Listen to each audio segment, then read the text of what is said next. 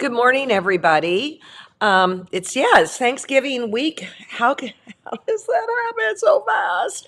Anyways, I wanted to share this image with you. It is from Door County, Wisconsin. If you've seen it, you'll never forget it. And if you haven't seen it, it's kind of remarkable. It is kind of the last road, to Gills Rock in Door County, and that's the tip of the peninsula. Anyways, my grandpa actually was involved with this. Very famous landscape architect Jens Jensen gets all the credit because he's the famous one.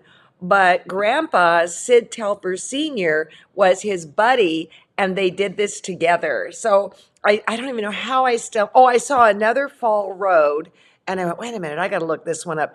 It is extraordinary, and people want to know why. Why would anybody do it? Well, I was always raised with the thought of they didn't want phone lines to go through. But then today I was reading about it, and they were saying that they want people just to slow down and enjoy the journey. And that's what I'm going to say to you this weekend. Slow down and enjoy the journey. We won't be with the kids, but we're going to have a Friendsgiving, and I'm very, very excited about that. The other thing is you'll think I'm a bah humbug, but I cooked a turkey 5, 6 years ago, and I said, I'll never do it again. I sat down at the table, after smelling it all day and all that. And I thought, I took 2 bites and I thought, I may just throw up right here on the table. So that was it. I'll never cook a turkey again. So, what we do for Friendsgiving, and everybody is in complete agreement, I get top notch steaks. One person brings stuffed, baked twice potatoes or whatever. And then somebody else is bringing a Caesar salad. And then bringing it home to Door County, there's a place there where Kepsels, where you can get pre-made, hand-jarred cherry pie filling. So I always have that from Kepsels. It's $10, and it is like the best cherry pie in the world because it's so tart. It's not sweet. Okay, so what are we doing today? All right, what we're doing today is we are going to Teresa Duryea Wong's exhibit at Houston, and it's called Finally Finished. And basically, she took well, I'm not going to tell the story. You're going to want to see it. I've got images and I've got the video. And usually I do the images first, but I'm going to do the video first. But before we get there, I got this from Facebook, and the name was Elen, or Elen. And I think you can probably hear my cat. And I took in college a crochet artist, and we did sculptures. And so when I saw this, I lost my mind. Don't know where I put it in my house, but I lost my mind. Then I stumbled on this on Facebook, and this is street art. And maybe some of you are familiar with this graffiti, all right? And I can't tell if it's the same guy. It looks like in some the signatures are different. Let's take a look. Isn't that amazing? Now, I'm going to tell you this right now. If you don't like bugs, just close your eyes because you're not going to like what's coming up here. I've got 4 of these, okay? Look at that. It's so realistic. Okay.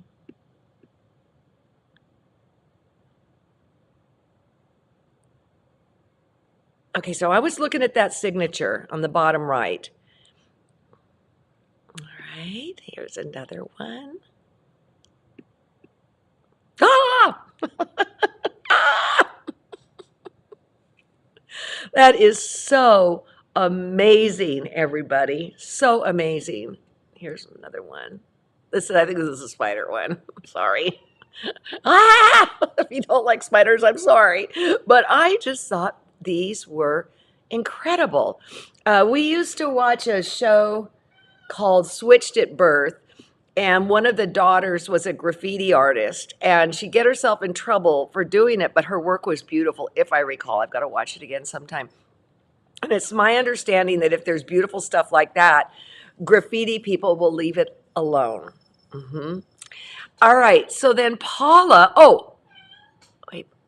okay, so then going to street art, I saw this on Paula Nadelstern's Facebook, and it's the Louis Vuitton store in New York City. I don't quite understand it. And I said, I don't know whether I should be like excited or think, wow, that's weird. And her, Paula Nadelstern basically said, no, it's pretty phenomenal. So I loved that.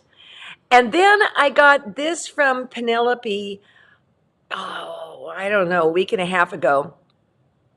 And okay, I'm not a historian, I'm not a scholar, but this is what I can glean from this.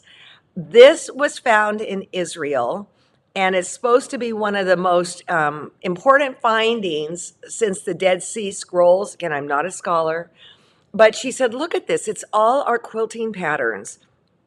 And you will see that when you go to places, I was going to say to Europe, but even places here, where if you just open your eyes and look at all the pattern. And what struck me as I loaded this up this morning, I was looking at all the squares in the circle, but then look at the set.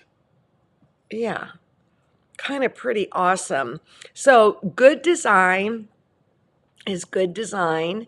You might find an applique pattern that you love, but it will translate beautifully into red work, into embroidery. Good design is good design. Always have your eyes open. Okay, so I've been sharing with you my Christmas PDF that's available at thequiltshow.com. And Sue Rapp, who is a friend of mine, who has went to every single retreat, but I think one, and I can't remember why, but she found this. She made this quite a while ago. And before I show it to you, no, I'll show it to you. Who says it has to be in holiday colors? In fact, when I taught this a million years ago at the Cotton Patch, one gal came in with turquoise and pink. And I thought to myself, okay, sometimes when you're a teacher, you have to know when to zip it up, right? Like on the Golden Bachelor, zip it up, and then amazing things will happen. So I don't know, I never saw that quilt completed, but this is kind of super fun. All right, so let's get to Teresa. Teresa is one of my favorite interviewers. She's written so many wonderful books. I think one was on cotton, one was on quilting, and in this case she's kind of following a different light. I want to show you when you go to a special exhibit from Houston, basically this is what you'll get. You'll find out this is called Finally Finished, and she will, and it says who's paying for it because someone's else always sponsoring it. And I want to be clear that, well, she talks about this. Lilo actually was interviewing her. And remember, these objects, these quilt tops span decades. And what she did was she named them after different people in her sphere. All right. And it's kind of fun when you see what they are. And I got pictures to show you after the fact. So here's one of the wide shots. Okay. I have to tell you, at one point I had a special exhibit at Houston. It's when I got the Silver Star Award. And I kind of look at my stuff and I go, it's not that great. And then you see him hanging there and it's kind of life-changing. Okay, so before we get farther, I'm going to show you the video because I think that kind of helps us understand her mindset as she made all these quilts. Okay, Teresa Duryea, yeah, I was going to say Teresa Wong. Here we go. Finally finished.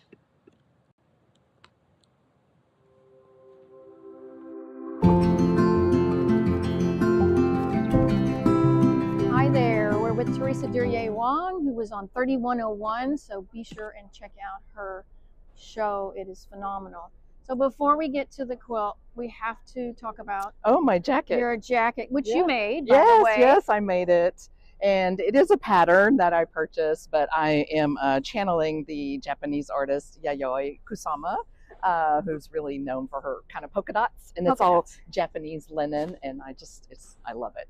So besides Japanese linen, Japanese art, you also Yes. love antique I quilts. do. So tell us how this all came about. I've been collecting antique quilts for a while, but during the pandemic, I bought a quilt top, and I thought it would be fun to finish it on my long arm. And that has just started like a whole new journey for me, and I've just been having so much fun. And so is it a little bit intimidating taking something that someone else started and you're wanting to honor that Yeah. individual, at the same time give it your own perspective? Yeah, I do try to really honor the patchwork. I try to quilt each piece of fabric, each patch, rather than an overall pattern, because I am really trying to bring out the maker's work. Right. And definitely being very careful with it. I often use silk thread for the really old ones because the silk glides smoother Oh, and nice. it's thinner, you know, so I think it's just very gentler and kinder. So yeah, I do definitely try to honor the maker's work. Lovely. Well, this one right here, the first thing, Yeah. besides that it's so stunning in color, is It's really these beautiful. three-dimensional berries. Yes. And so how was it quilting this quilt? It was a little bit stressful, maybe more stressful than any of my other ones. The dealer dated this one to 1850, Right. and I think that's probably a fitting date. And it has these stuffed berries on it. And when I put it on the long arm, after you're quilting, you're rolling the quilt up in the take-up arm, right? Right. And I was so worried about these berries. I stayed up all night. I didn't want them to be smushed in the take-up arm, so I quilted this in 2 days. 2 days, people. 2 days that she quilted this. So the berries wouldn't be stuffed. Right. Oh my gosh. Or But as smashed, you I said, mean, when yeah. you took it out, they were just fine. They were totally Yeah, fine. they've lasted almost 200 years, so you know, quite a while. Right. And then the pattern that you decided Yeah. to put in the quilt itself, I know that you mentioned before that you were really looking for the negative space. That Right. was where you could then add. Yeah, an that's extra something that I try to look for when I purchase the tops. Is there room for me to add something element. without detracting from the patchwork? So this had all these wide open borders, and I just had a lot of fun adding the circles, trying to mimic, you know, the circles of the applique. Yeah, well, it's stunning. Thank you. Stunning. Thank you. All right, let's go around and see a couple of other things. Okay. Well, this is another one that it has a really good story of your quilting journey on this one. Yeah, I really loved quilting this one, but it was frustrating because it wouldn't lay flat. And I did all the professional things that you're supposed to do to make it lay flat with, you know, spraying it with water and blocking it and all that, and it still wouldn't lay flat. Right. So I love this example because it's, I think, a great tip for people that are afraid of quilting antique quilt tops. Is what I did is I couldn't get it to lay flat, so I just made a tuck in the fabric and I tucked that excess under and just quilted right over it. And you can't even tell. I can't even tell really if I So the key is embrace the tuck. Embrace the people. tuck. If it's not laying keep flat. going. And the other thing that we noticed is that it's also not really quite square. Yeah. But it's an antique. Yeah, it's very old. It's 100 years old. We have to Right. give it a little grace period there Right. for not being square. I mean, she gets an A for effort. Yes. This is yes. a lot of piecing to Yes, it is a lot. do. And again, I was really looking, this muslin border was so wide open, right. boring, just calling out for quilted lines, I think. So creating new pattern in there was really fun for me. Right. And then you did do some things that are not maybe as complicated in the color because you're going to lose all that in the quilting Exactly. anyway. And then that's when you went and added fun elements Yes. in the white. So white I areas. always try to quilt each patch versus I don't do like an overall design. Okay. So I try to really honor the patchwork and change the thread color so that it kind of matches, Okay. so that the quilting is kind of part integrated with it rather than a separate Right. thing. Right. Well, it's a wonderful happy piece. And it's all free motion too. I don't use any computers. on your So, on my long on arm. your long arm. That you Yes, got. I do use rulers. Some of these shapes are created with an acrylic ruler, but Right. everything is free motion. Wow. Wow. Yeah. Well, again, I love the whole idea. Embrace the the wonky and the tuck. Exactly. When in doubt. All right, we got one more story for you. So this is another one that we just thought was so interesting because the way that you quilted this grid makes this quilt have this real three-dimensional appearance. Oh, thank you. Yeah. I love the super modern 1/4 inch grid over this classic, ocean waves pattern. Right. And the thread is all orange. And I think when you quilt a grid like this, the grid kind of just goes away into the background and it brings the patchwork out. Right. So I thought it was a really fun way to give it a really modern twist. It really does. And was the edge this way when Yes. you purchased it? Yes. And I didn't finish it. I Okay. mean, you could have gone and finished the edges, but I thought it was more fun to leave it the way it was. And I do the binding like one segment at a time, Okay. and then I stop it and start it there, so you don't have all that bulk to mess with. Nice.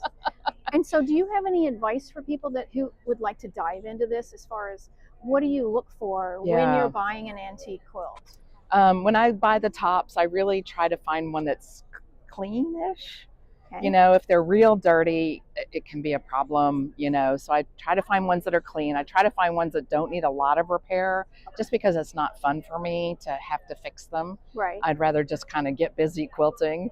And I also look for ones that lay flat as possible, Right. because the wonky ones are harder Harder to deal with. Yeah. Yeah. Oh, okay. Yeah. And patterns that are just, sort of speak to me and have room to showcase the quilting too. Yeah. Now, do you have these to take on your lectures, or will these be in your home? They're not going to go necessarily on the bed. No. Since these are more sort of decorative. Yeah, type I'm of hoping to pieces. show them more, and I do take them on my lectures, and it's so fun to show them to people. And people are always taking lots of photos of Right, them, right. and it's this unusual mix of this very modern quilting. Right, because it's wonderful that you've got this really old Yeah. print in here, and then Yeah. the choice of doing the orange thread on top. Yes. I also try to do really interesting backs. Yeah, that was the And other so- thing that we really Yeah. liked. The backing is what we would call feed sack, but rice sacking, uncut. And my girlfriend brought it for me from a garage sale like 10 or 15 years ago. It just been sitting in my studio. So I thought it was the perfect color scheme and backing. Absolutely. And then just added the orange borders. Right, right. Well, Yeah. this looks like such a fun journey, and it sounds like you're not quitting anytime soon. No, You're going to continue doing this. There's 11 here at Festival, Okay. and I'm sure I have 10 more at home and stacks waiting. Okay. Oh, well, that was great. Well, thanks so Thank much. It's been you. great. It's always wonderful learning history from you, but then also seeing some of this new that you're bringing into these vintage pieces. Well, thank you. It's Such just a- been so much fun. Who knew? Absolutely. Absolutely. Remember, embrace the tuck. That's right. my Embrace motto the tuck. now. All right. Thank you so much.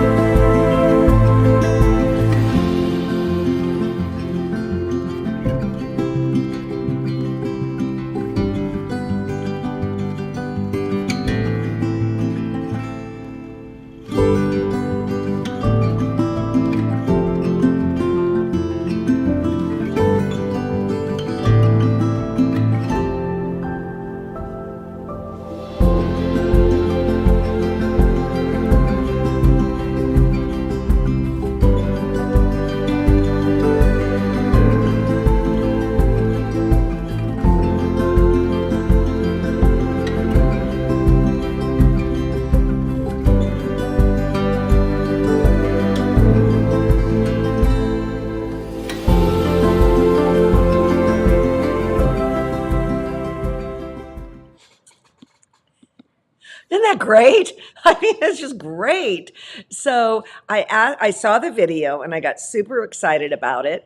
And then I asked Teresa, could I have some other pictures? Again, I was not at Quilt Festival or Market.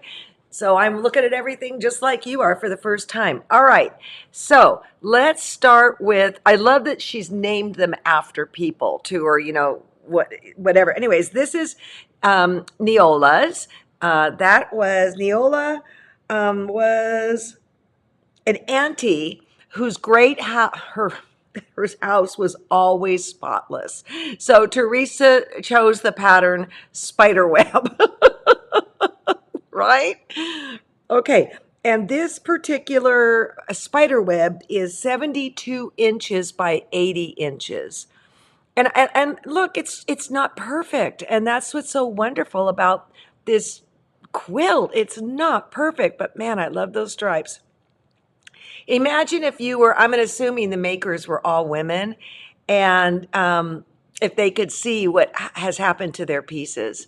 Okay, this is barn raising, and it was for Eugene, and she chose, I guess it might also be called, what she told me was it's barn raising and hell raising. And this was for Dad, because he loved to raise hell. It is 85 by 86. Okay, here's a medium shot of it. Now, what I find really, really interesting is that Teresa chose to do straight line quilting. And I took a class from Diane Gaudinsky back in the day, private lesson, ooh. And she said, you'll know you have nailed free motion quilting when you can do straight lines. And so there we go. I have no idea if she did ruler work or whatever. And it was actually in my machine quilting book. And I had to look for an area that looked decent to photograph because it was not decent. So that was Eugene's barn raising.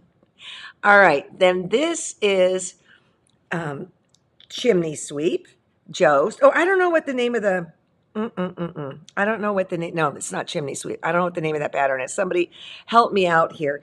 Anyways, Jost was a chimney sweeper, an ancestor who moved to Brooklyn in 1675. So she made this in honor of Jost, Joost. Okay.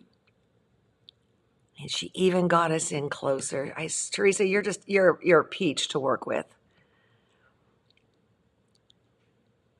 I would never have done that, but maybe I would now. I think that quilting is one of the things that you can't ever stop learning because it's kind of like this bottomless pit of ideas. And especially now that long armors are on the scene and doing absolutely spectacular things, yeah, I will pay attention to the quilting as much as I will as the visual design. Okay, this is Grandma Pearls, and it's a flower garden. Okay. Here we go. I would have never in a million years, check this out, have done this. But now I might. And so these are a sampling of some of the quilts in the exhibit. And I think the lesson here is to, if you see an antique quilt, don't be afraid of it. Look for negative space. Okay, now a lot of these did not have negative space. Some quilt makers, now Teresa likes to do it section, piece by piece by piece as quilting design. And then there's others of you, although I will, the grid on the one was not piece by piece. That was the whole thing. Well, some of you will consider the whole thing.